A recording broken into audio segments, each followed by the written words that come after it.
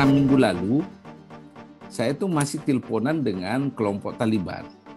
Masih minta dan mendesak agar bertemu Pak JK dan saya. Taliban ingin dieksplisitkan dalam konstitusi bahwa Afghanistan itu negara Islam yang menganut paham Hanafi. Bahwa Taliban tidak identik dengan ISIS atau Al-Qaeda.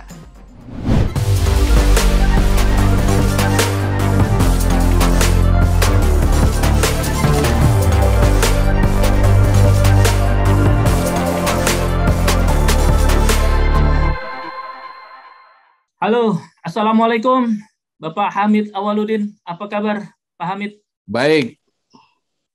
Pak Hamid posisi di mana sekarang Pak? Saya di Amerika, Los Angeles. Dalam rangka menegosiasikan, membantu pembahasan soal Afghanistan atau gimana Pak? Enggak, urusan lain. Urusan lain. Soalnya kita tahu kan Pak Hamid terlibat aktif ya menjadi salah satu tim perunding antara Afghanistan dan Taliban bersama timnya Pak Yusuf Kala. Nah, yang menarik ini Pak Yusuf Kala maupun Pak Hamid, saya baca tulisannya bahwa Taliban yang sekarang ini yang sedang menguasai lah beberapa wilayah Afghanistan katanya berbeda dengan Taliban 25 tahun lalu. Apa aja Pak Hamid indikasinya? Apa jaminannya bahwa Taliban benar-benar sudah berubah? Pertama, di masa lalu 20 tahun mereka kan bertempur melawan Amerika. Ya, sama ketika Indonesia bertempur melawan Belanda. Ya, jadi tidak melulu itu persoalan agama di situ, tapi persoalan nasionalisme. Jangan salah ya, 20 tahun terakhir kan melawan penjajah, yakni Amerika. Itu dulu ya, clear. Nah sekarang setelah mereka mencapai tujuannya mengusir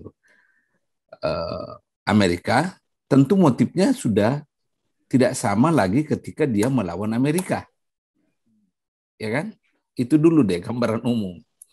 Yang kedua, generasi pertama Taliban itu generasi yang memang sangat konservatif dan fundamental. Itulah generasinya Mullah Umar dan kawan-kawan. Sekarang dalam lingkaran leadership Taliban, banyak orang yang sudah sangat terbuka. Bahkan mereka berbahasa Inggris, terbuka pikirannya. Dan karena itu mereka melakukan jalan diplomasi kan. Kalau orang fundamentalis ya tertutup matanya pada dunia luar, dia tidak akan tempuh jalan diplomasi. Ya kan? Dia akan tempuh jalan suicidal. Ya kan? Itu cara berpikir dulu deh. Jangan belum apa-apa Anda a priori dan prejudice pada orang. Ya. Nah, ketiga yang saya mau inginkan pada Anda, harus clearkan dulu cara berpikir bahwa Taliban tidak identik dengan ISIS atau Al-Qaeda. Itu kelompok teroris dunia itu ya? Iya, tidak. Di mana letak perbedaannya? Al-Qaeda dan ISIS dua-duanya bermimpi, ya, berhalusinasi ingin menegakkan kerajaan Islam dunia. Gitu.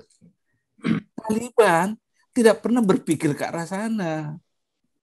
Yang dia mau bagaimana berkuasa secara domestik di dalam Afghanistan. Itu ya. Jadi ada 3 perbedaan fundamental antara Taliban masa lalu dengan sekarang. Beda banget, 2 hal yang berbeda. Saya tahu banyak yang mengkritik. Ya, katanya jangan meninabobokan, jangan ini. Ya, terima kasih atas kritiknya, tapi tolong juga buka sedikit pikiran. Ya, jangan-jangan Anda mengklaim diri ahli tentang Afghanistan, Anda belum pernah ke Kabul. Nah, itu dulu deh. Ya kan? Anda tidak melihat apa semua yang terjadi. Jangan-jangan Anda semua mengklaim diri ahli tentang konflik Afghanistan, tapi Anda tidak pernah bertemu tokoh-tokoh para pemimpin Taliban. Nah, ini kan apa ya? Agak menggelikan gitu loh. Ya. Itu komentar saya.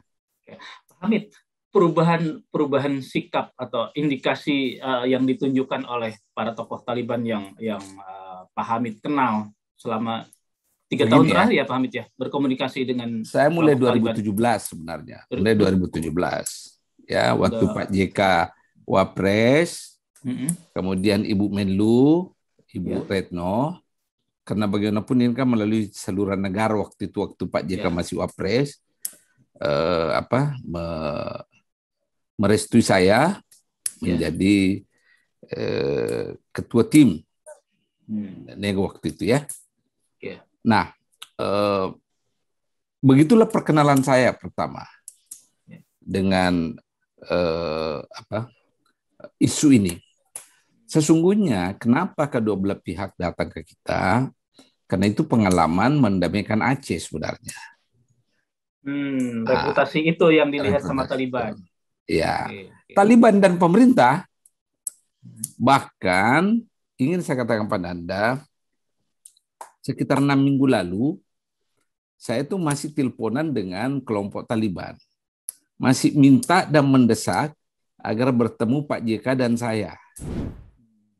Tapi kan suasana COVID susah kita tinggalkan kan? Nah ketika itu ada rencana mau ke Edinburgh. Karena Pak JK diundang oleh Uni Eropa untuk bicara tentang ini. Nah rencana kita dari Edinburgh mampir ke Qatar, tapi semua berantakan. Agustus ini harusnya. September. Ya. Tapi pertama schedule-nya Agustus, lalu September, tapi karena COVID tidak berjalan ini rencana kan. Nah, terjadilah apa yang kita kenal sekarang, bahwa Taliban kembali ke power. Ya. Jadi sangat dinamis dan cepat sekali pergerakannya sebenarnya. Cepat sekali. Ya. Karena waktu ya gimana? Boleh sedikit ditarik ke belakang nggak? Sebetulnya selain reputasi Indonesia, Pak JK, Pak Hamid terkait perundingan damai Aceh, mungkin ada hubungan yang memang sangat lekat antara Afghanistan dengan Indonesia di masa lalu. Oh sangat, terbentang jauh ke belakang. Hubungan persahabatan kita dengan Afghanistan itu sejak zaman Bung Karno. Bahkan ketika Soalnya Bung Karno, kita sering tahunya kan hanya dengan Palestina. Enggak. Jadi waktu Bung Karno datang ke sana, kalau saya nggak salah tahun 62, besar-besaran Bung Karno disambutnya sebagai sahabat yang baik. Orang Afghanistan itu sangat warm orangnya ya, sangat warm orangnya, dan sangat menghargai misalnya tamu, ya, dan seterusnya dan sebagainya. Nah, sekarang ada yang mengkritik ke Pak Hamid bahwa Taliban berubah itu, menurut para pengkritik itu bilang itu bukan berubah, itu sikap pragmatis, oportunis. Nanti juga kalau sudah berkuasa dia bilang ya sikapnya akan kembali seperti di masa lalu semacam itu. Ya, kalau kita selalu berangkat dari asumsi prejudis. Kalau saya sebagai orang yang banyak terlibat dalam upaya seperti ini, saya selalu melihat sesuatu secara positif ya. Saya tidak pernah melihat sesuatu belum apa-apa, saya sudah judging. Sudah mengukur, menghakimi. Saya bukan tipe itu ya. Selalu saya melihat sesuatu dari segi positif. Karena kalau saya melihat sesuatu segi negatif, tidak akan terjadi apapun. Somehow you have to start with positive thinking. Gitulah. Tapi tidak berarti bahwa saya membenarkan segala cara yang bakal ditempuh. Tentu tidak. Kan tujuan kita ini ingin agar terjadi ketenangan. Tujuan kita ini agar tercipta kedamaian dan tatanan sosial yang baik di negara sahabat kita kan? Sebenarnya kan tujuannya demikian. Tapi kalau Anda memulai sesuatu dengan prejudis, pertanyaan saya, lantas apa yang Anda lakukan? Kan gitu kan? Apa yang Anda lakukan? Konkretnya apa? Ini kan soal nyawa manusia dipertaruhkan kan. Kalau Anda hanya bicara negatif ini dan itu, then what are you doing to stop it? Gitulah. Kalau Anda terbiasa melakukan negosiasi, ya, Anda harus selalu melihat sesuatu secara positif. Ya, kecuali kalau Anda memang tidak punya pengalaman empirik. Nah, Anda selalu melihat sesuatu secara negatif. Iya. Ya kan? Pak Hamid, dalam komunikasi sejak 2017, apa saja sebetulnya yang sudah tergambar, yang diinginkan dari Taliban, yang dipertahankan oleh pemerintah Afghanistan? Pertama itu, sebagaimana yang saya katakan di awal percakapan, Taliban hanya mau Amerika tinggalkan negaranya. Ada dua dimensinya. Pertama, gara-gara Amerika, mereka kehilangan kekuasaan kan? Ya tak? Kedua, nasionalisme mereka sangat tinggi. Kenapa kami harus diduduki orang asing? Ya kan? Semua bangsa sekira mau, bukan hanya Taliban, semua bangsa kalau diduduki oleh negara asing akan marah. Ya, jadi bukan hanya Taliban, siapapun. Nah, itu dari perspektif Taliban dengan Amerika kan? Nah, perbedaan fundamental dengan pemerintah yang ada sekarang ada beberapa. Taliban menganggap pemerintah sekarang ini adalah boneka. Bonekanya Amerika. Bonekanya Amerika. Meskipun itu tidak sepenuhnya benar, ya kan? Karena terbukti Ashraf Ghani tidak sejalan dengan Amerika kan? Itu. Nah, yang kedua, tujuan berikutnya Taliban ingin kembali meraih kemenangan dalam kekuasaan kan? Ya. Mengganti pemerintahan yang ada sekarang. Sementara pemerintah yang ada sekarang mengatakan kalau Anda mau ikut berkuasa, ikut pemilu. Nah itu. Jadi terjadi perbedaan yang sangat mendasar memang di situ ya. Nah, dalam konteks inilah terjadi kali-kali pragmatis. Ya. Perdebatannya adalah Taliban selalu mengklaim dia menguasai teritori. Ya kan? Tapi penguasaan teritori tidak identik dengan elektabilitas tinggi. Karena belum tentu teritori yang dikuasai itu punya penduduk banyak kan. Ya. Sementara election itu ditentukan oleh one man one vote. Nah, itu perbedaan mendasar. Perbedaan ideologinya adalah sama-sama sudah mengakui bahwa Afghanistan itu negara Islam. Tetapi Taliban ingin dieksplisitkan dalam konstitusi bahwa Afghanistan itu negara Islam yang menganut paham Hanafi. Mazhab Hanafi. Nah, di situ membedakan secara ideologis dengan kelompok pemerintah. Karena kelompok pemerintah mengatakan tidak semua orang Afghanistan penganut mazhab Hanafi. Nah, itu. Tidak mau ada monopoli mazhab di situ. Ya, gitu loh. Itu perbedaan yang sangat fundamental ya. Kalau Anda mau tahu. Gitu. Bedanya dengan apa dulu Mujahidin kan sempat berkuasa juga tuh, Pak Hamid. Oh ya? Iya, lebih 10 tahun. Jadi kan begini ya, kronologi komplik ya. Ya. Sejak tahun 73 negeri itu dilanda konflik. Ya. Karena tiba-tiba Raja Shah itu dikudeta oleh ponakannya sendiri kan. Ya, lalu setelah itulah kudeta terus dan setiap yang dikudeta itu pasti dibunuh. Nah, naiklah Nur Taraki ini terakhir yang didukung karena dia komunis, tentu didukung oleh Soviet waktu itu. Masuklah Soviet. Selama kurun waktu tahun 79 sampai 89, 10 tahun, ya, berdatanganlah orang itu membantu kelompok perlawanan yang bernama Mujahidin Afghanistan. Termasuk Taliban belum ada di situ ya, belum. Ya kan? Nah, ketika mujahidin berkuasa, kan sewenang-wenang juga ini mujahidin. Ya kan? Ya, dia Hanafi juga. Tidak jelas. Tidak jelas ya. mazhabnya. Tapi sadis. Sadis juga. Bahkan ada salah satu faksi ketika berkuasa itu Hekmatyar dijuluki oleh Barat sebagai the butcher of Kabul, tukang jagal Kabul, karena dialah yang membombardir Kabul waktu itu. Ya. Nah, di tengah kekisruhan ini muncullah di sekitar Kandahar itu kelompok santri. Makanya kan disebut Taliban, santri, pelajar. Ya. Dari situ sebenarnya awalnya. Lalu membesar, berhasil merebut kekuasaan 1996 dan berkuasa sampai 2001, lalu mereka hilang kekuasaan. Sebenarnya gitu anatomi konfliknya. Ya.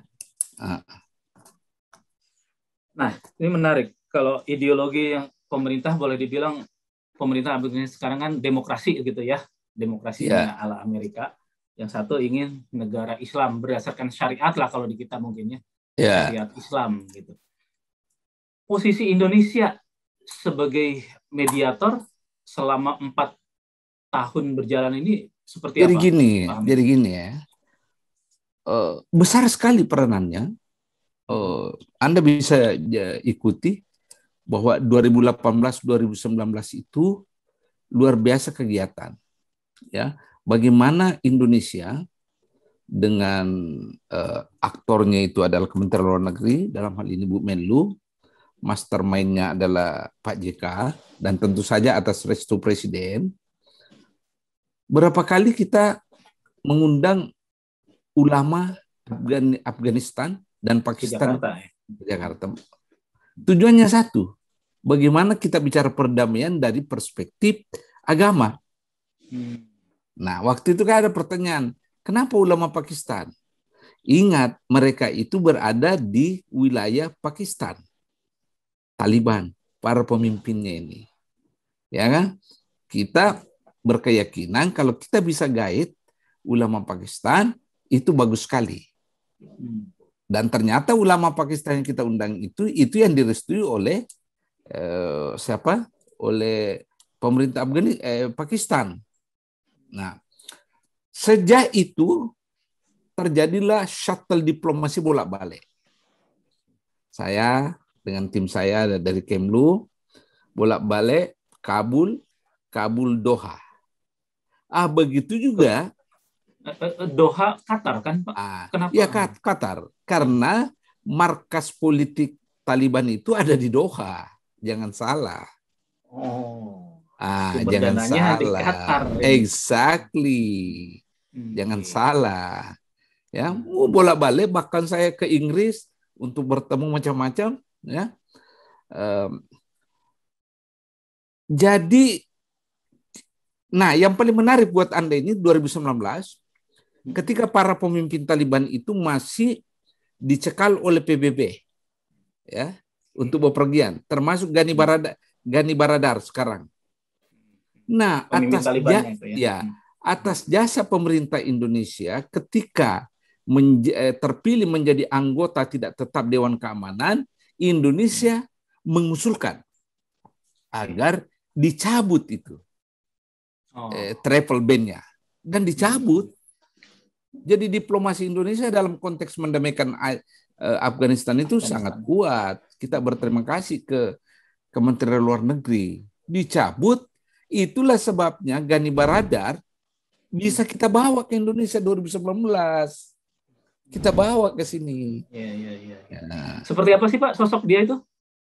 Dia itu ulama yang sangat pendiam. Orangnya pendiam. Jangan membayangkan bahwa ini orang meledak. Enggak. Iya kan, sangat pendiam. Kita image-nya yang namanya udah penampilan yang AK-47 udah pasti bengis gitu. Tidak. Sangat santun. Ya. Bicara seperlunya dan selalu menghormat pada orang, ya.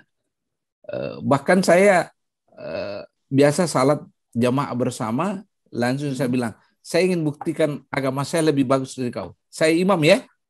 Oh langsung dia ketawa. Oh iya Syekh Hamid, silakan imam. Terus saya bilang enggak. Kau lebih tua daripada saya, kau yang imam. Jadi bisa juga bercanda, bisa juga. Usia berapa dia tuh, Pak Hamid? Nggak tahu usianya sekarang ya. Berapa beliau itu sekarang? Kelihatan lebih tua daripada usianya sebenarnya, karena berokannya ya. Selain ulama, dia memang punya latar belakang pendidikan militer gitu. Iya, dipercaya menjadi tokoh begini. Yang namanya kelompok perlawanan itu, apakah Anda ulama akademisi selalu diidentikan juga bahwa Anda orang militer karena Anda angkat senjata kan? Nah, itu cara berpikirnya sebenarnya. Ya, dia memang pernah dipenjara kan? Ya. Kalau saya nggak salah 5 tahun dia dipenjara itu.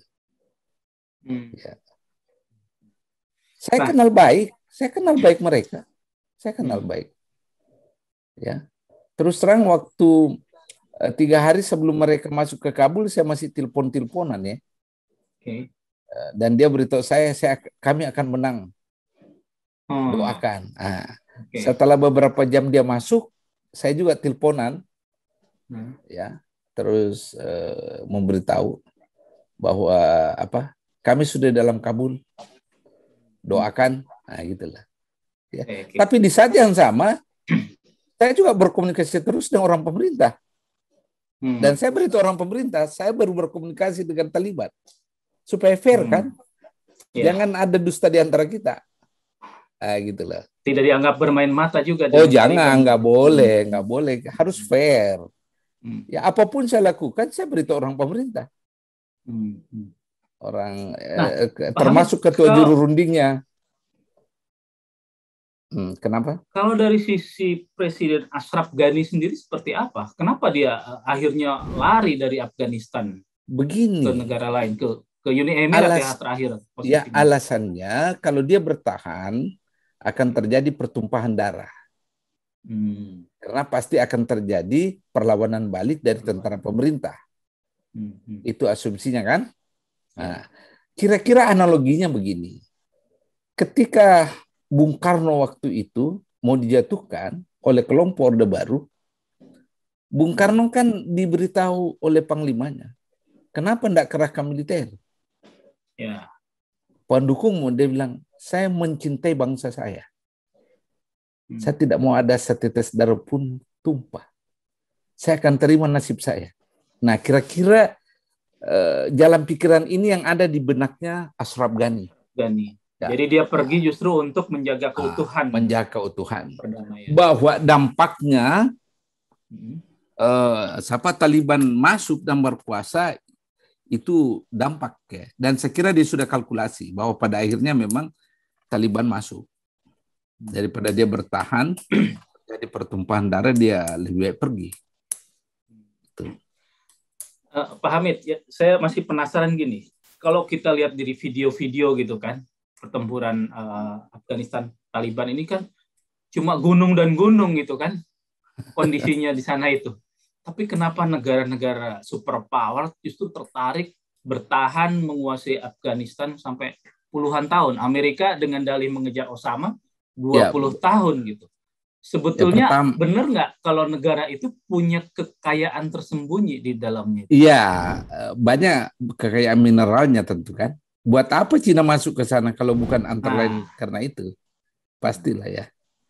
Tapi ya, kayak Amerika dan negara-negara Eropa Barat, itu semua karena ketakutan secara ideologis dengan Taliban. Itu. Karena selalu diasosiasikan, dipersamakan Taliban dengan kelompok Al-Qaeda kan? Dan dan ISIS. Itu cara berpikirnya ya. Waktu itu kan ISIS belum ada kan? Jadi selalu dipersepsikan bahwa ini Al-Qaeda. Belakangan muncul ISIS, dia disamakan lagi, mereka disamakan lagi dengan ISIS. Nah. Seberapa kaya sebetulnya yang mungkin seperti Pak Hamid tadi bilang sangat kaya dengan sumber daya mineral? kaya karena mineralnya belum tereksploitasi kan. Ya, karena sibuk berperang ya. Sibuk berperang. Praktis negara ini mulai berperang tahun 73 kan, ketika terjadi kudeta internal. Jadi sudah 40 tahun lebih ya. 40 tahun lebih. Ya kan?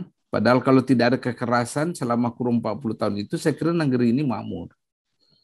Ya, makmur. Nah, ini yang menarik nih Pak Hamid. Ketika Taliban mulai berkuasa, ternyata dia punya hubungan yang baik dengan Rusia, Uni Soviet yang dulu pernah menjajahnya ini, dan juga dengan Cina gitu yang sama-sama komunis ini. Begini, kalau Anda tanya saya itu gini.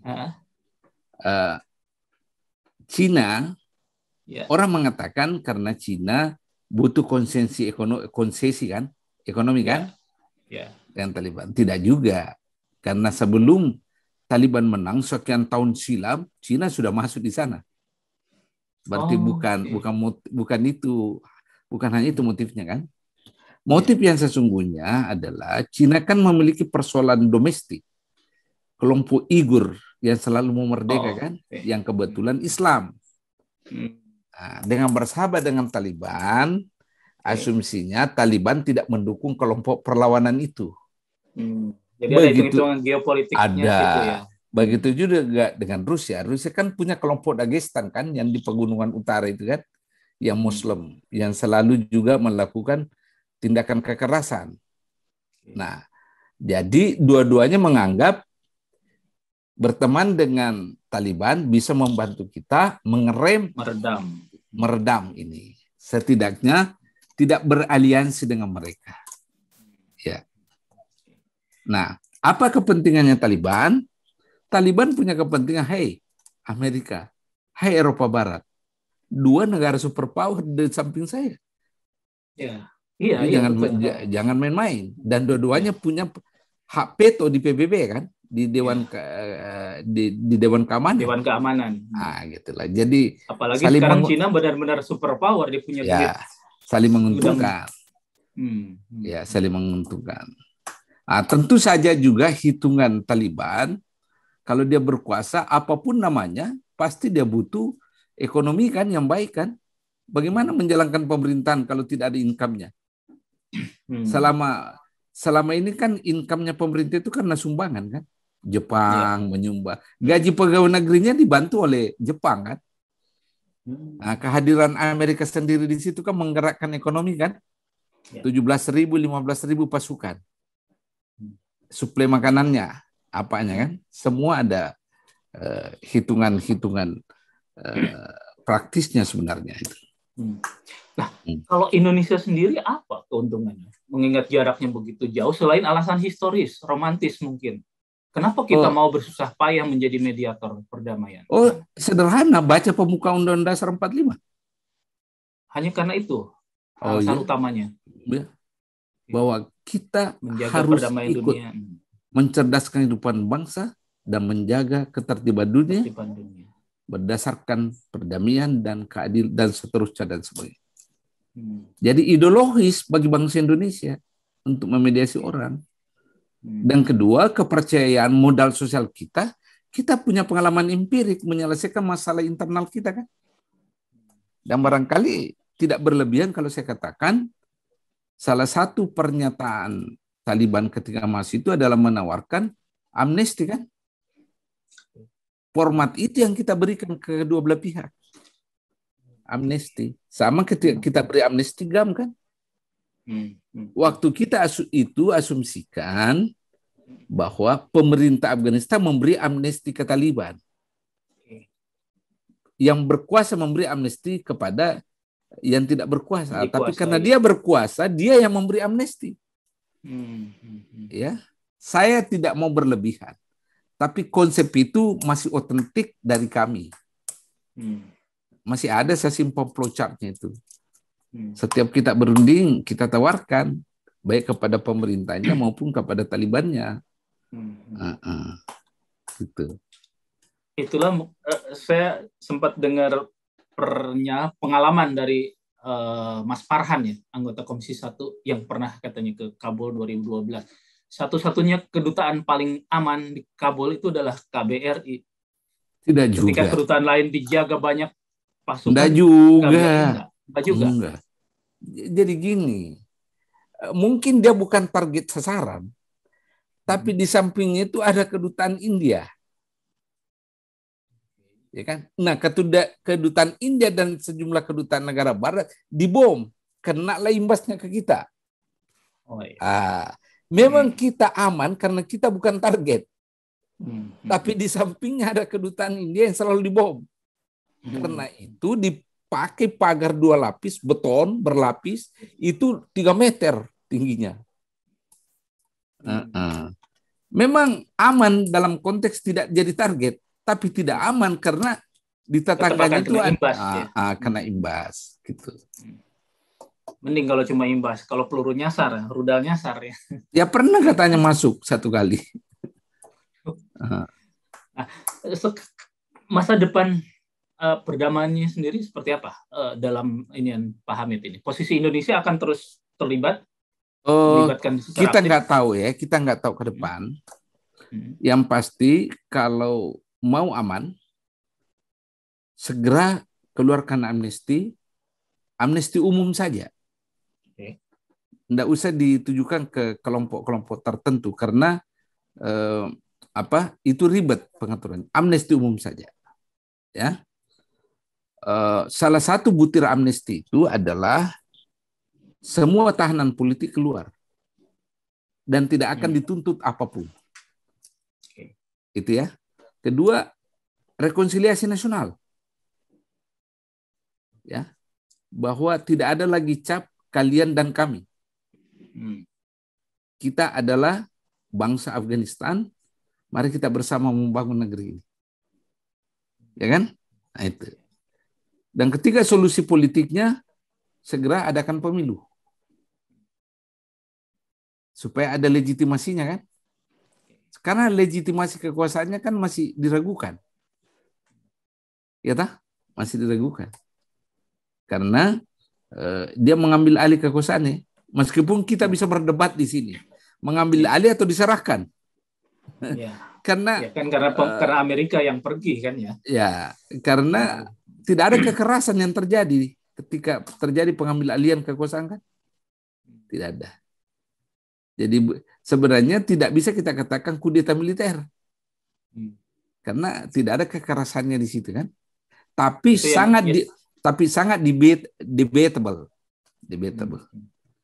Dan itu mungkin menjadi salah satu kenapa Pak Hamid bilang, Taliban berubah. Karena ketika masuk Kabul tanpa ada aksi-aksi kekerasan seperti yang dibayangkan sebelumnya. Ya, antara lain. Ya. Tapi di atas segalanya ya, Amerika pergi. Di saat yang sama, pemimpin negara pergi. Jadi terjadi demoralizing terhadap kekuatan bersenjata Afghanistan. Jadi bukan semata-mata hebatnya Taliban dalam peperangan, tidak.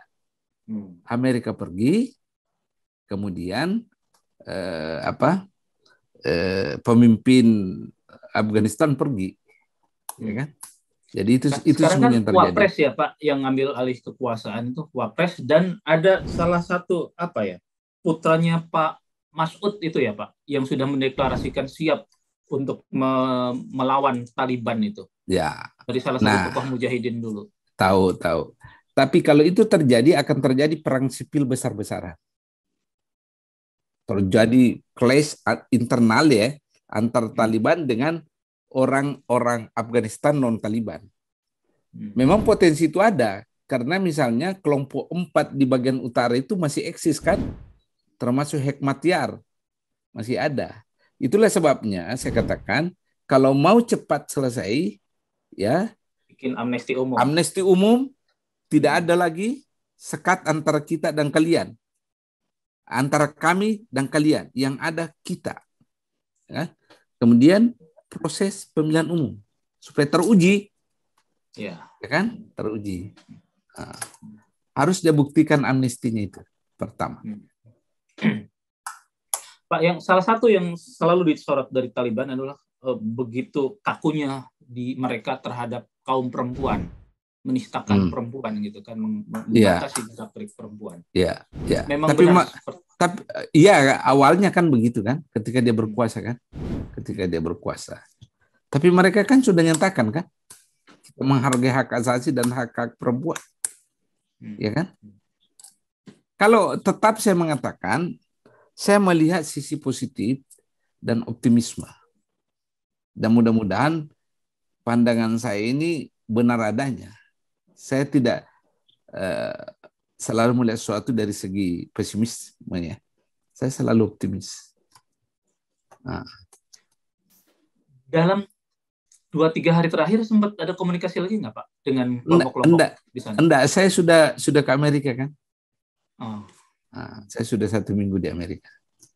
Saya biarkan aja dulu, ya. Sambil melihat perkembangan. Perkembangan, ya. Let's see what's going to happen. Tapi secara umum saya mengikuti. Saya juga masih berkomunikasi terus dengan orang pemerintah kan. Masih jalan komunikasi saya. Pak Hamid, terima kasih banyak sudah berkenan berbincang-bincang meskipun di Los Angeles sana sudah larut malam ya, tengah malam. Iya. Semoga apa yang disampaikan Pak Hamid memberikan perspektif baru bagi pembaca Detikcom. Pokoknya saya ingin simpulkan sesuatu. Kalau Anda mau berbuat, ya, mulai sesuatu dengan positive thinking. Kesampingkan dulu prasangka-prasangka. Ya, hilangkan prasangka. Kalau mau berbuat, kalau mau berkomentar, boleh. Saya bukan juru komentar. Itu yang membedakan saya dengan orang lain. Ya. Masih ya. Terima kasih banyak Pak Hamid. Assalamualaikum warahmatullahi wabarakatuh. Waalaikumsalam.